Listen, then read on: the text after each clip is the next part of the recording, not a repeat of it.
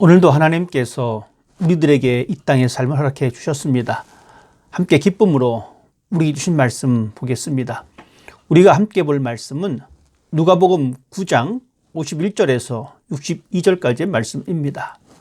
하나님의 말씀 함께 읽겠습니다. 주께서 승천하실 기약이 차감해 예루살렘을 향하여 올라가기로 굳게 결심하시고 사자들을 앞서 보내심에 그들이 가서 예수를 위하여 준비하려고 사마리아인의 한 마을에 들어갔더니 예수께서 예루살렘을 향하여 가시기 때문에 그들이 받아들이지 아니하는지라.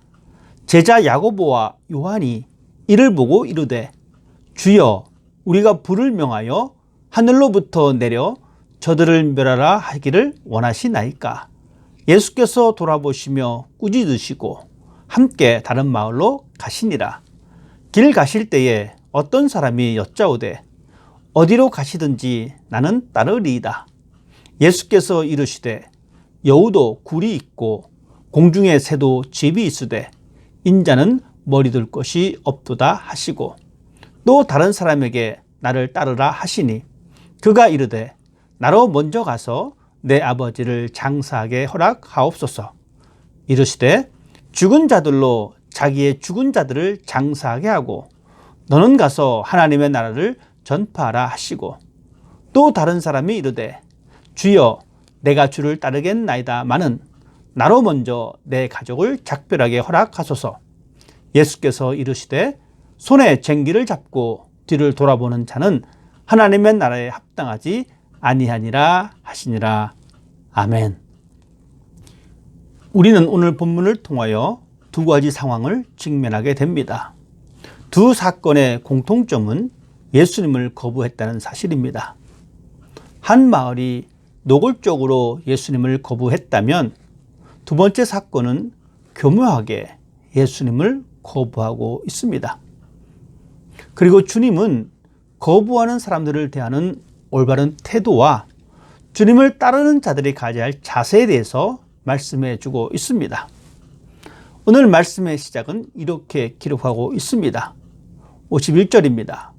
예수께서 승천하실 기약이 차감해 예루살렘을 향하여 올라가기로 굳게 결심하시고, 우리 주님은 이 땅에서의 사역의 시간들이 맞춰지는 것을 아시고 제자들이 예수님의 사역을 잘 이어받을 수 있도록 준비를 하셨습니다. 예수님께서는 사역의 본질이 무엇인지를 제자들에게 가르쳐 주고 있는 본문이기도 합니다. 예수님의 사역은 이 세상을 심판하려 하심이 아니라 구원의 복음을 주시려는 것을 알려주고 있는 것이고, 예루살렘에서 그 사역의 완성을 보여주시려고 제자들과 함께 길을 떠났습니다. 그리고 주님은 제자들을 사마리아 사람들이 거주하는 곳으로 보내셨습니다. 물론 예수님도 두 지역 간에 오래된 반목의 역사가 있다는 것을 알고 있습니다. 그렇지만 예수님은 사마리아 사람들에게 다가가려고 했습니다. 그들에게도 하나님의 나라가 선포되어야 하기 때문입니다. 그래서 예수님은 예루살렘으로 가시면서 그 사마리아 마을로 들어가려고 제자들을 먼저 보냈지만, 역시나 사마리아 사람들은 예수님과 그의 제자들을 받아들이는 것을 거부하였습니다. 사마리아 사람들은 자신들을 무시하고 멸시하는 유대인에게 좋은 감정을 가질 수 없는 것은 아주 당연한 현상입니다. 이런 상황에서 제자들의 발언을 주목할 필요가 있습니다. 54절의 말씀입니다. 주여, 우리가 불을 명하여 하늘로부터 내려 저들을 멸하라 하기를 원하시나이까. 하늘에서 불을 내려 이 마을을 태워버렸으면 좋겠다는 말입니다. 자신들을 홀대했던 대가를 치르게 하자고 말을 하고 있는 것입니다. 제자들이 화가 난 이유는 여러 가지 있을 수가 있습니다. 역사적인 배경도 있을 수 있고, 또 자신들을 우월하게 생각하면서 감히 너희 따위가 우리들을 배척하냐는 마음도 들을 수가 있습니다. 예수님과 그 일행들에게 호의를 베풀기를 기대했지만 그 기대가 벗어났기에 화가 났을 수도 있습니다. 결국은 사마리아 사람들을 심판하고 본보기로 삼아야 한다는 목소리입니다. 제자들의 화냄도 일부분 인정할 수도 있기도 합니다. 선한 마음을 가지고 다가갔는데 그 일을 알아봐 주지도 않고 거부를 당했으니 얼마나 실망하고 화가 났겠습니까? 오죽했으면 불로 심판하기를 원했겠습니까? 어떤 경우 우리도 야고보와 요한과 같은 마음을 품을 때가 있습니다. 나의 호의가 철저하게 무시를 당하거나 내가 베푼 선의를 받아들이지 않고 오히려 배척하고 비방하는 것을 경험할 때 우리의 마음에도 분노가 일어나기도 합니다. 야고보와 요한처럼 하늘에서 벼락이라도 떨어져서 그 사람들이 어려움을 겪었으면 좋겠다라는 생각을 품을 때도 있습니다. 심판은 하나님에게 속한 것이지만 여전히 내 마음은 내가 심판을 하고 싶어 합니다. 사단은 우리들에게 그들을 욕하고 똑같이 갚아주라고 유혹하기도 합니다. 그렇지만 예수님은 오히려 당신의 제자들을 향하여 꾸짖었습니다. 호의를 거부하고 배척한 사람들을 책망하신 것이 아니라 당신을 따르는 제자들을 향하여 잘못된 것이라고 말씀을 하셨습니다. 그리고 다른 마을로 가셨습니다. 예수님을 믿고 제자의 삶을 살아가는 우리들에게 주시는 말씀입니다. 우리도 하나님의 나라의 복음을 위해서라면 대범한 마음을 가질 수 있어야 합니다. 두 번째 장면에서 우리는 세 사람을 만날 수가 있습니다.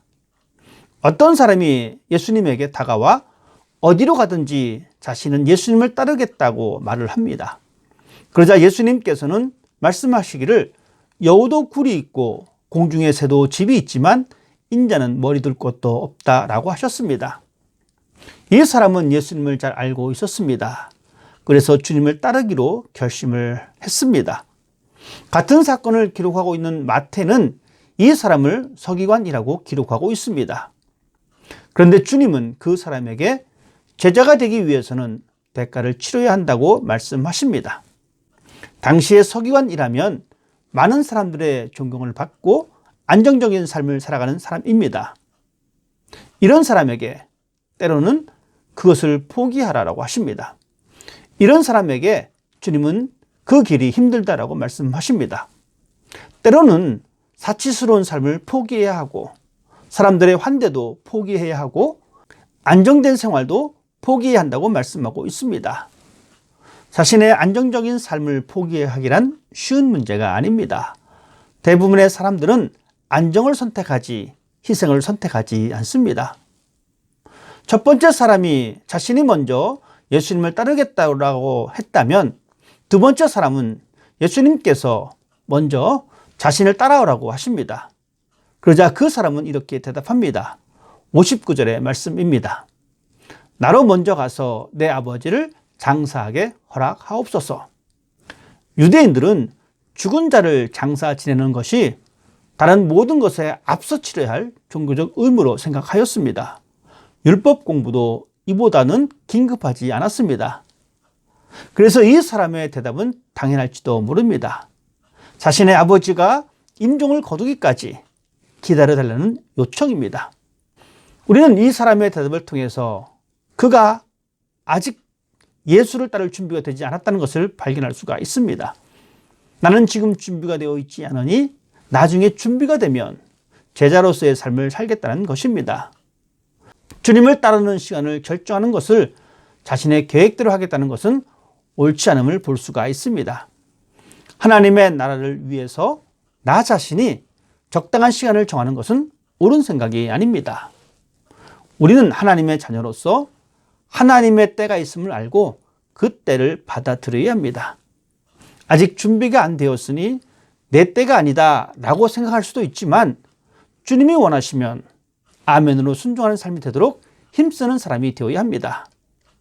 내가 생각하는 준비된 적당한 시간이 있지만 그리스도의 제자들에게는 하나님의 때가 더 중요함을 기억할 수 있기를 바랍니다. 이제 세 번째 사람을 만나게 됩니다. 61절의 말씀입니다.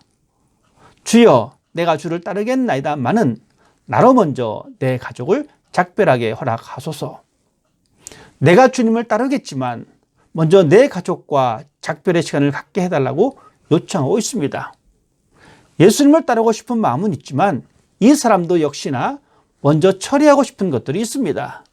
지금 당장은 따라가는 것이 아니라 자신의 삶의 우선순위를 먼저 해결하는 것이 더 중요한 문제이기 때문에 당장에 따라가지 않겠다는 것입니다.